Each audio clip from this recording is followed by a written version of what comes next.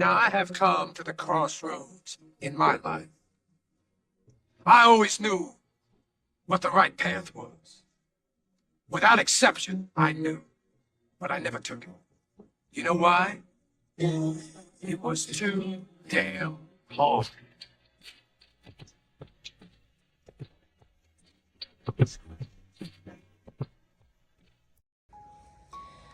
فیلم بوی خوش یک زن.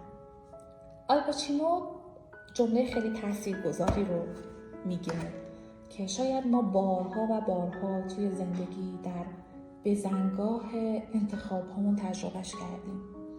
سر دورایی هایی که شاید صدایی هر چند آروم ته دلمون میگفت این مسیر درست تره و ما به خاطر شرایط اون لحظمون یا به خاطر اینکه دیگه نمیخواستیم سختی هایی رو تحمل کنیم مسیر دوم رو انتخاب کردیم و برای همیشه مسیر اول که مسیر درست تر بود رو از دست دادیم و شاید اگر سالها گذشت و ما دوباره خواستیم به مسیر اول برگردیم هیچ وقت دیگه نه اون شرایط حاصل شد و نه زمان بهمون اجازه داد.